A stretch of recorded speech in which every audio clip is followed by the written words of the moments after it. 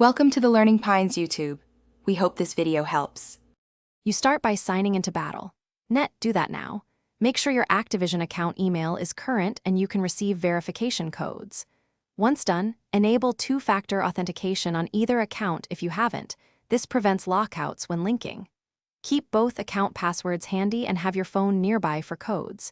You'll need a confirmed Battlenet session to initiate the link, so stay signed in and move to the account settings page. That's where the next steps begin. Once you're in Battlenet settings, find linked accounts or connections and choose the Activision option. You'll be redirected to Activision's login. Enter those credentials and review permission prompts carefully. You're granting cross-account access for purchases, progress, and friends. After authorizing, watch for confirmation messages. Sometimes you must accept terms or verify email. If the redirect fails, try a private browser window and repeat the authorization. Make sure to read what data is shared so you understand the link's effects. You finish by confirming the link in both account dashboards and then launch the game to verify progress and purchases show correctly.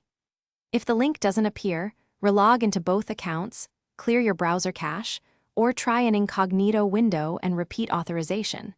These fixes resolve most session issues. If you get account conflict or duplicate ownership errors, unlink any previous connections on the Activision side before retrying. And if problems persist, capture screenshots and contact support for account reconciliation. Thanks for watching. Consider subscribing if we helped you.